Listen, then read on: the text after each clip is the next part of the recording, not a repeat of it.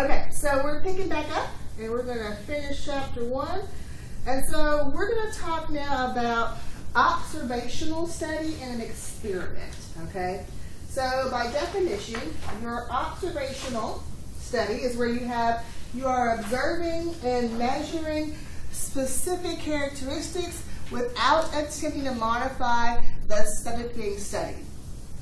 So basically, you are recording, watching a group, right? So maybe you've got some puppies, and you feed them, and they give them water, and every day you try to look at their growth, right? You come in, you take your measurements, okay, all right, good, come back. I haven't done anything with the puppies, right? So I'm just kind of observing and watching them and recording my information, all right? However, in an experiment, you're going to apply some kind of treatment to part of your group, right? So normally you've got your control group and you've got your your treatment group. So let's back to the puppies. Maybe the one puppies, I'm going to continue to watch them grow. They got the dog food right. But you know what? I'm going to pull another group. I'm going to give them paper sprays. So I've now done what? Applied a treatment. They have to be different, right? I'm not going to be watching these two groups. So, okay, I have treated this one group. That's going to be my experiment.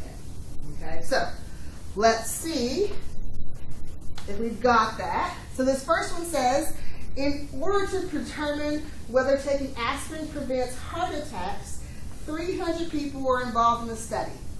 125 were given the aspirin regimen, and then 175 were given a placebo. What do you think? Observation or experiment? Experiment, yes, right? Is that okay for that one? So experiment here. All right. We have a study of how elementary students color in their coloring books. What would you say here? Observation. Observation. All you're doing is just watching them, right? So observation. Good. So let's look at this last kind of larger part of chapter 1, which again, remember the whole idea is the population is very hard to get, right? That's the everybody. So what do? We get a sample. A sample is a subset, right, of the population. Well, there's different ways to do that, okay? So this is our different ways to get our samples. The first one is random sampling, all right? Selection so that each individual has an equal chance of being selected. Well, the old-fashioned way is, for example, I want to use this room. I can say that all of you guys, the class, is a population. If I want to get a sample of y'all, that's random sampling, I can take each person's name and put it in a hat, right? Swirl it up, pick out like 3, that's my sample.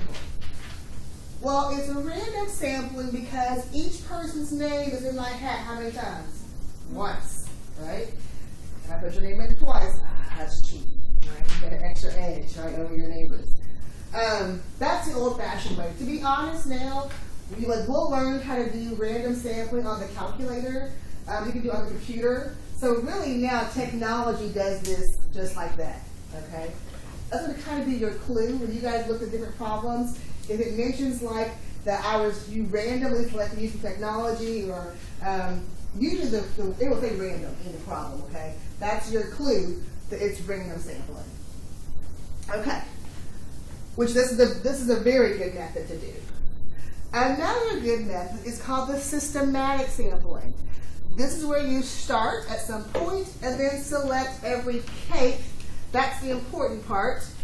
Element in the population. So in this problem in the PowerPoint, I'm taking what? Every cake. Right, but in the actual picture of all the men here, if I start over here and go 1, 2, so in this particular picture, I took every 3rd person and put him in my group. Let's do a real life example with the class. Again, do all the population. I'm going to do a systematic sampling. I'm going to take every 5th person. 1, 2, 3, 4, 5. You're in my group. 1, 2, 3, 4. Sean, you're lucky too. You're in my group, okay? That's systematic. Does that make sense? Okay. Convenience. Hey, just an easy way to get your samples. I might say, who here's got on black? Raise your hand. Anybody? Okay, some of y'all like to look it down. All right. I've got on black. Since you've got on black, hey, that's convenient for me. Hey, you're a group. Okay. Now, is this the best way to do your sample? No, right? People don't have equal chance. But I'll tell you this. This is probably a lot of the ways that people will do samples, and they'll try to say, like for example, I could say, you know what, I'm going to go outside of Whole Foods, and I'm trying to figure out, how many people don't like sugar. So I'm going to stand outside of Whole Foods. I'm going to ask those people, do you like sugar? What do you think their answer is going to be if they shop at Whole Foods? No. Yeah. So I'm going to say 80% of the population does not like sugar. Really? I stand outside of what? Whole Foods. And ask just those people, what they thought. So that's not really a good method, okay? But you have to be careful. This method's done a lot. So that's convenience. Stratified. So this next two ways to sample, it's actually a two-step process, okay? You want to jot this down to help you out to remember. When you're doing stratified sampling, you're going to subdivide the population into different subgroups. Then you'll draw a sample from each subgroup. So here are your steps. Step number 1, you have to have grouping. So some kind of way you'll have grouping in step number 1. Then step number 2, you're going to randomly select people from those groups to make up your sample. So what do I mean by that? Let's pick the class again. You guys are my population, right? Step number 1, I'm going to divide you up by rows. This is row 1, this is group 1. This is row 2, this is group 2. This is row 3, this is my group 3, okay? Step number 2, I'm going to come back, put y'all on my little computer, randomly select 2 people. You're going to be in my sample. I'll come over here. I'll randomly select 2 people. You're in my actual sample. Same thing, right? It's a two-step process. Step number 1, you group. Then you randomly select to actually get your sample. Okay? Does that help a little bit for what stratified means? The next one is similar. The next one is called cluster. This is also a two-step process. You divide the population into sections or clusters.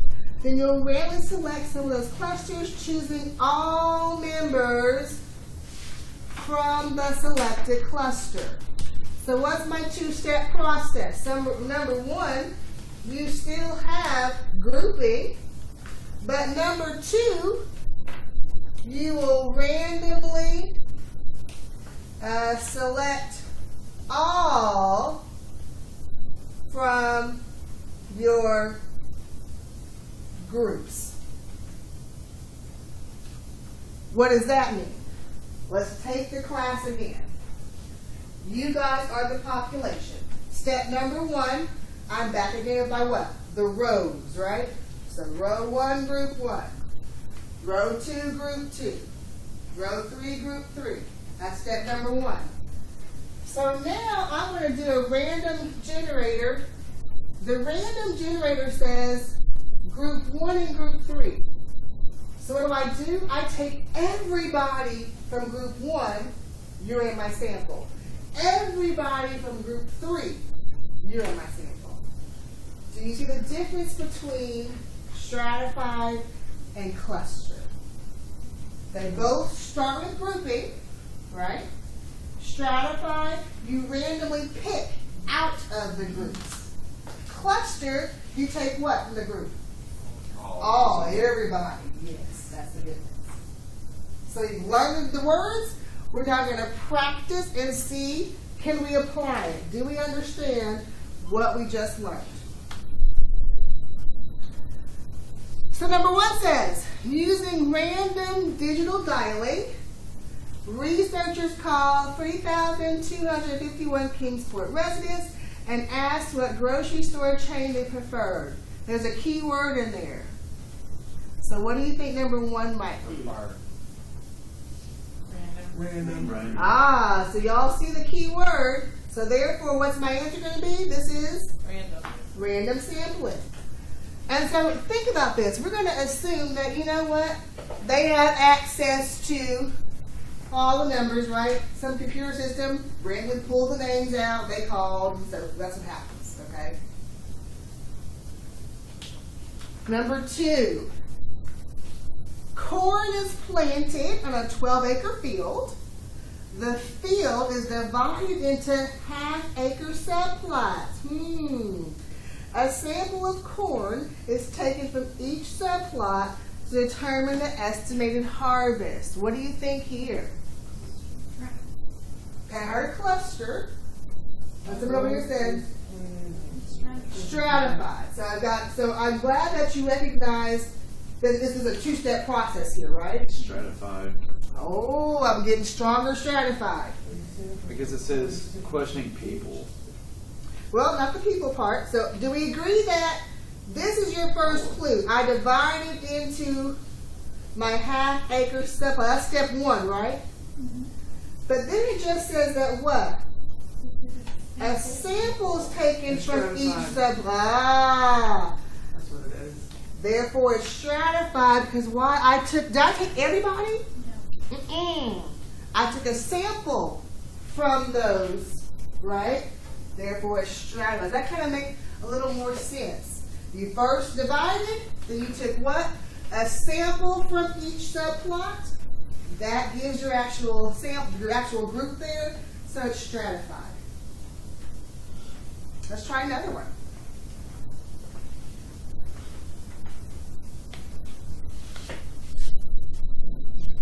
Questioning people as they left the local warehouse store, a researcher asked, 523 people about their exercise habits. Convenience. Okay, good. Number 4, we have a new subdivision is divided into 12 sections based on location. 4 of the sections are selected to determine opinions about the new homeowners association. Cluster. I heard a strong cluster there. Let's talk about why. First step, do you guys see that I divided, right? That's step 1. And then I took what?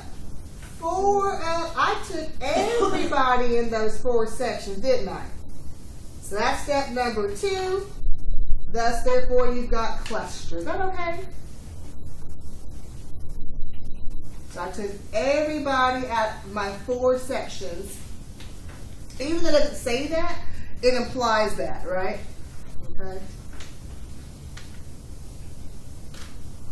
A line manager at the local manufacturing plant checks every 115th. Do I even need to keep going? Yeah. What's your clue there? The pH. Yeah, that 115th. I can just stop right there. Okay. All right, so that officially ends our chapter 1 there.